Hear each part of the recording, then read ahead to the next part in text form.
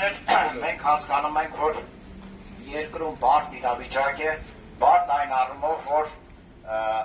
օրեցօր ավելի օժտացվում է ավտորիտար ռեժիմը, որը հաստատվել է հատկապես 20-21 թվականից հետո, այսինքն ամեն օր, ամեն ժամ մենք ականատես ենք լինում, վերջի դեպքերը դրա վառ օրինակն էին, եւ այս բռնաճնշումների փուլը սկսվել էր, այս նոր փուլը, կարելի է ասել, մայիսի 22-ին, երբ ձերբակալվեց Անդրանիկ Թևանյանը, ակնարկիչու քրեական գործով, դուք տևական ժամանակ տեսել եք, թե ինչպես տարբեր ռեսուրսներով իշխանական, տարբեր պաշտոնյաներ, իրավաբաններ, իրենց հաշիվ չտալով Անդրանիկ Թևանյանին մեղադրում էին այսքան գումարի դիմաց ինչ-որ պետական գաղտնիք վաճառելու մեջ, բայց հիմա մեղադրանքը եկել, հասել է, հիմա մտնում է դատարան, եւ տեսնում ենք, որ ոչ այդ $622,000 կա, ոչ պետական գաղտնիքը կա, եւ ոչ էլ շատ այլ բաներ կան, որոնք հետո արդեն դատարանի այդ դատապարտական process-ի ընթացքում կբացահայտվի։ Սա ինչ է ցույց տալիս, սա ցույց է տալիս, որ Անդրանիկ Թևանյանը բացարձակ քաղաքական հետապնդման է ենթարկվում, այդ թվում նաեւ Արեգ Նազմանյանը, որը ընդհանրապես ձերբակալված կալանավորված է ենթադրությունների հիման վրա։ Եվ իմ խոսքը ուղղում եմ իրավապահ մարմիններին, գիտեք, որևէ իշխանություն հավերժական չէ, տեսանելի ապագայում այս իշխանությունը փոխվելու է եւ դուք օրենքի եւ խղճի առաջ պատասխան եք տալու։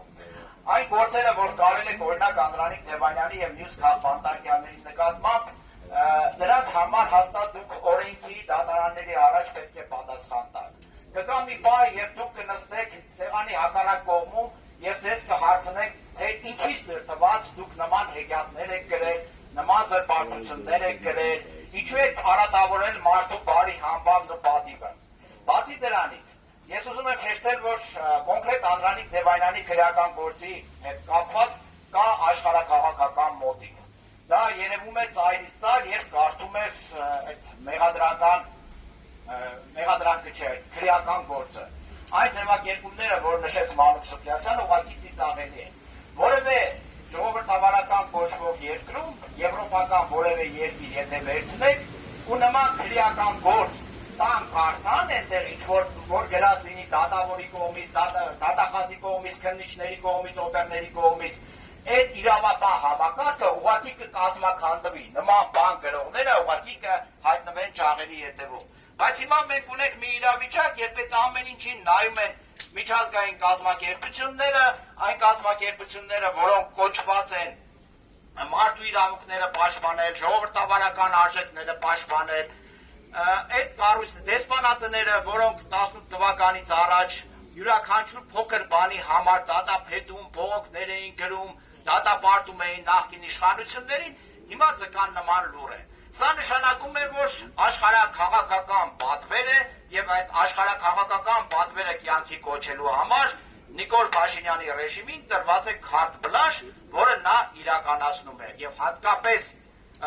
ուժգին տեմպերով դա իրականացնում է, ինչպես նշեցի, մայիսի 22-ից հետո։ Հիմա դրա արձագանքներն ու զարգացումներն են։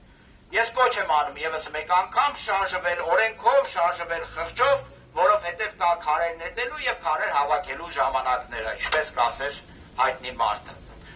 Միայն մի բան կարող ենք հիմա ասել, ազատություն բոլոր քաղաքապետարյաններին, ազատություն Անդրանիկ Թևանյանին, Արեգ Նազմանյանին եւ մյուս բոլոր քաղաքապետարյաններին,